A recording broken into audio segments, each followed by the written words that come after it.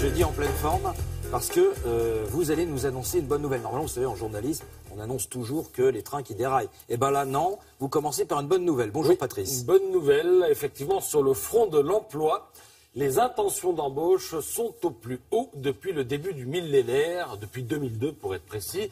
C'est ce que claironnent les Échos à la une. Le journal précise même que les embauches se feront en majorité en CDI et en CDD durable. Et précisément, un CDD durable, il s'en profile un lieu de travail rue du Faubourg Saint-Honoré à Paris. Ah oui. Un CDD de 5 ans, oui. Un CDD renouvelable comme tous les CDD. Oui. Et ils sont 11 sur ce coup-là.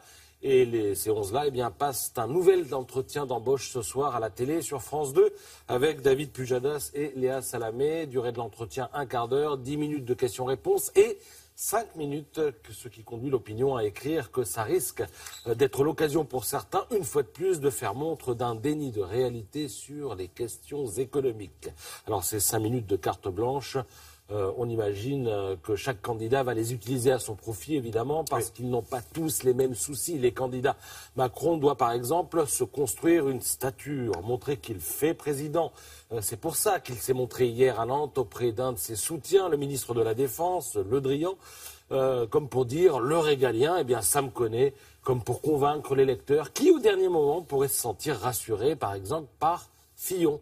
Alors Fillon, justement, il a d'autres problèmes. Il voudrait qu'on parle un peu moins de lui et un peu plus de son programme. Le problème, c'est que c'est lui, encore lui, toujours lui, dont il est question dans la presse, qui, comme chacun sait, est la mère de toutes les complotistes, et jusqu'au Figaro, qui ce matin propose un reportage dans la Sarthe où l'on oscille entre fidélité et déception. L'électorat catholique a été ébranlé par l'atmosphère de la campagne, écrit pudiquement Laure Mandeville, l'auteur de ce reportage. Alors à propos de catholiques, gros papier également de Libération sur Sens commun. Le mouvement Réac, né dans la foulée de la manif pour tous, est devenu un allié encombrant, peut-on lire dans le journal. La bouée est devenue un boulet. Alors chez les fillonistes, on essaie de dédramatiser en tentant l'humour, par exemple, Sens commun. Mais oui, ils sont très dangereux. Je les ai vus pratiquer des messes noires en buvant le sang de type de gauche les nuits de pleine lune.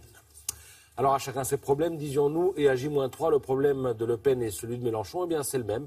Leur problème, c'est de capter l'électorat ouvrier, un électorat que, depuis des années, l'extrême droite a siphonné à l'extrême gauche, au point que cette élection pourrait consacrer le FN comme le premier parti ouvrier de France. L'enjeu n'est pas qu'électoral, il est aussi symbolique. Savez-vous qu'à la CGT, donc chez les amis de Mélenchon, on propose des cours pour savoir riposter à la pause café. À la pause café, c'est-à-dire pendant qu'on prend la machine à café. Oui, voilà, dès qu'il y en a un qui dit « moi je suis FN », l'autre doit arriver et dire « et donner les arguments ».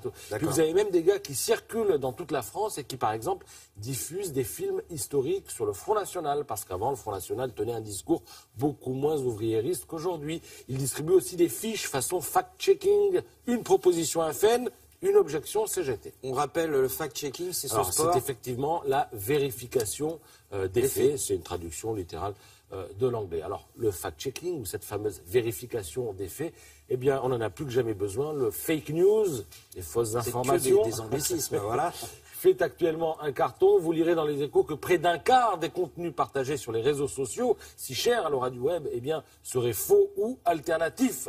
Le point commun de toutes ces balivernes, c'est qu'ils utilisent des rhétoriques antimondialistes. Ces gens-là entendent réinformer les gens à contre-courant des médias traditionnels qui sont contrôlés, selon eux, par une élite politico-financière. C'est vous ça, c'est vous dont on parle, l'élite politico-financière, c'est moi.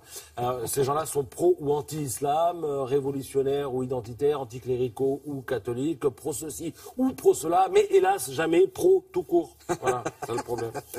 Merci beaucoup. On va dire qu'il fait une défense en règle de la profession, mais bon, en ce moment, peut-être qu'il y en a quand même un petit peu besoin. Merci, Patrice.